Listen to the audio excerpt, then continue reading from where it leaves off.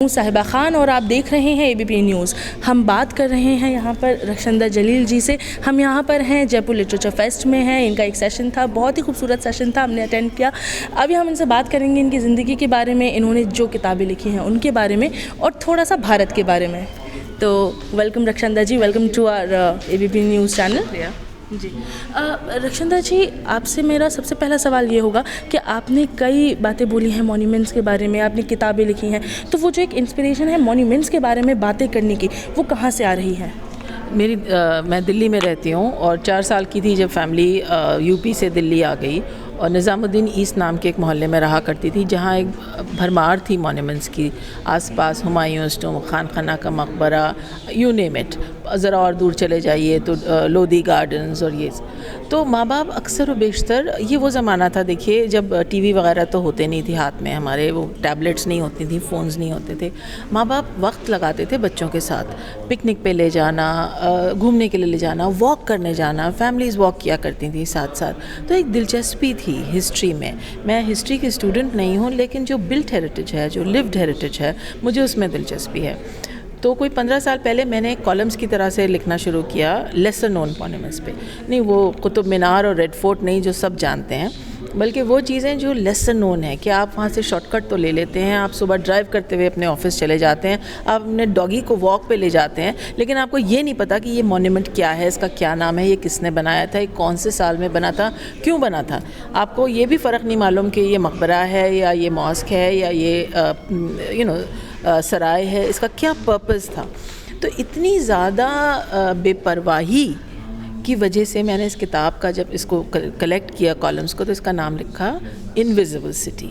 यानी ये वो शहर है जो शहरों के बीच में बसा हुआ है, जो इमारतों का, पुरानी बिल्डिंग्स का शहर है, लेकिन ये आपके लिए ऑलमोस्ट इनविजिबल है, क्योंकि आप इतनी जहमत ही नहीं गवारा करना चाहते कि आप उनके नाम, उनकी सही पहचान को जानें। तो ये उस जगह से शुरू हुआ था कि मॉन्यूमेंट्स को उनकी पहचान दिलाना, उनके बारे में बात करना और उनसे जुड़ी हुई कहानियाँ।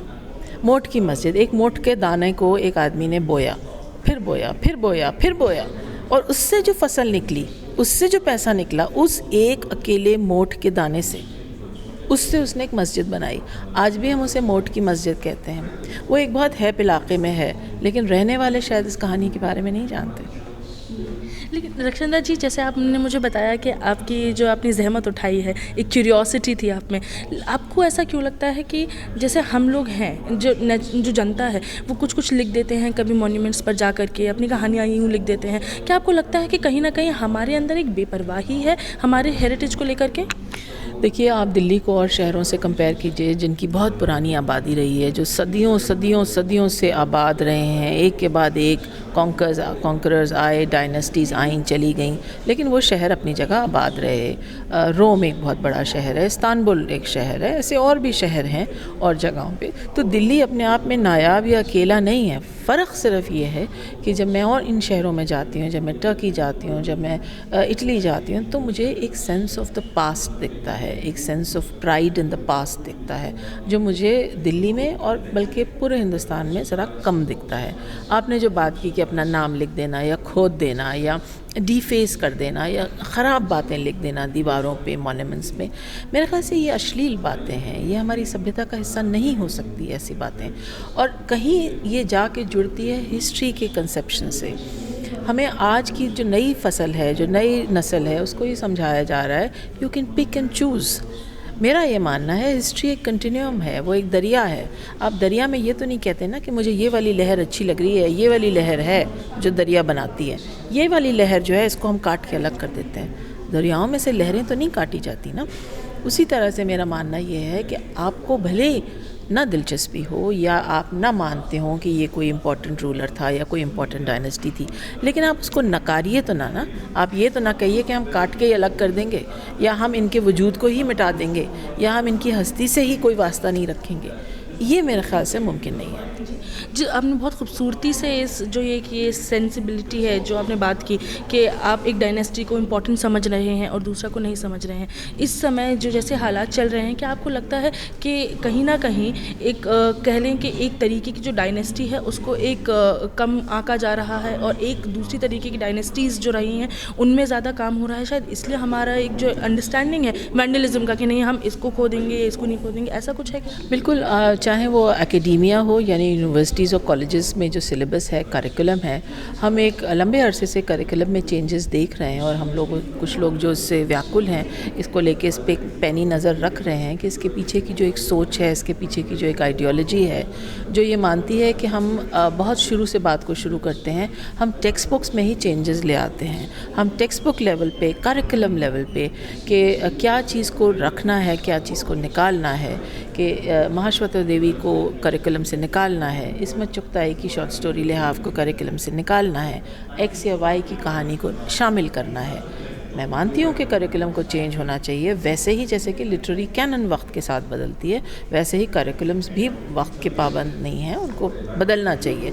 लेकिन ये मानना कि बग़ैर किसी वजह दिए हुए सिर्फ़ एक आइडियोलॉजी के तहत और पॉलिटिकल आइडियोलॉजी के तहत अगर हम हिस्ट्री को, लिटरेचर को बंदी बना लेंगे तो हम आने वाली नस्लों के साथ नाइंसाफ़ी करेंगे। अपने आप के साथ तो करेंगे ही, लेकिन आने वाली नस्लों के साथ हम नाइंसाफ़ी इसलिए करेंगे क्योंकि हम उनको महरूम रखेंगे, हम उन्हें एक वॉर्ब्ड सेंस ऑफ हिस्ट्री देंगे, हम उन्हें एक लिमिटेड सेंस ऑफ लिटरेचर देंगे, हम उन्हें कहेंगे यही लिटरेचर है, यही साहित्य है, बस यही पढ़ सकते हो तुम, इसके अलावा तुम्हें इधर उधर देखने की ज़रूरत नहीं है। जैसे जिस तरीके से आपने बताया उसी तरीके से कई लोगों का ये मानना है कि उनकी शायद हिस्ट्री, उनका जो इतिहास है वो ज़्यादातर किताबों में नहीं था, इसीलिए उनका ये तर्क है कि इसीलिए शायद चेंज आ रहा है कि हमने बहुत हमेशा मुग़ल पढ़ लिया, हमने चलो ये पढ़ लिया, अब हमें कुछ और पढ़ना है। उस पर आप क्या कहेंगे? वो चीज़ें अगर हुई हों तो ज़रूर है, अगर वो मिथिकल बातें हैं, सिर्फ आपके दिमाग का एक हिस्सा है, तब तो वो हिस्ट्री में नहीं आ सकती ना, तब तो वो टेक्स्ट बुक में नहीं आ सकती। जो लड़ाइयाँ लड़ी गईं, जिनके क्या रोल थे, के क्या फ्रीडम फाइटर्स थे, उन्होंने क्या लिखा, एक्चुअली प्रोफेशनल हिस्टोरियन के पास इन सब के सबूत हैं। तो आप प्रोफेशनल हिस्टोरियंस को ये कह के उनके काम को कम मत कीजिए कि अरे ये तो लेफ़्ट के हैं इसलिए इनकी ये सोच है।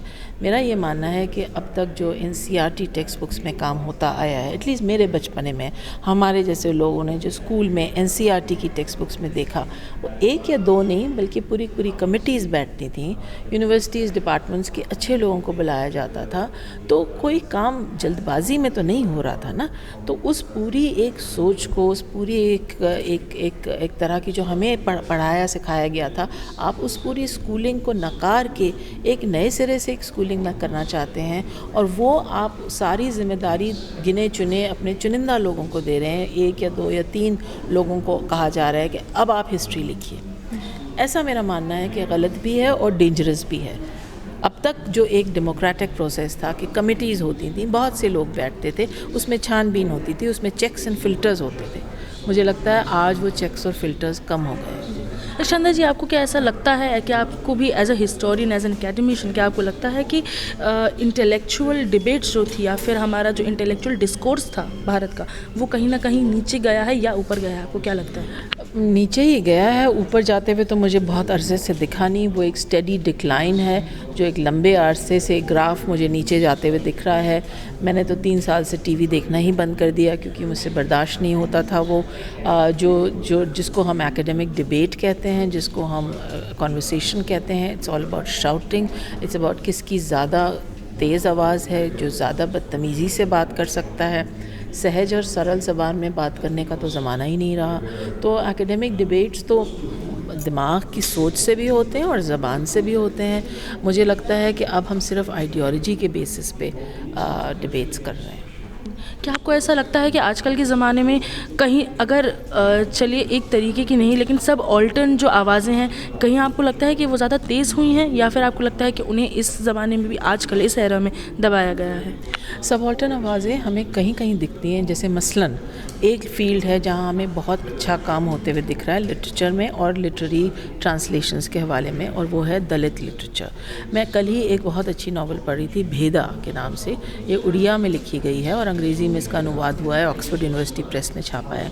भेदा यानी भेद से बात आती है, भेदभाव, डिफरेंसेस, कैसे फ़र्क करते हैं आप लोगों में। तो आपका अगर मैं जवाब दूं तो मुझे लगता है कि एक जो बहुत बड़ा हमारे सामने एक फ़ील्ड खुल गई है वो है दलित लिटरेचर की, दलित राइटिंग्स की, जो इससे पहले नहीं थी।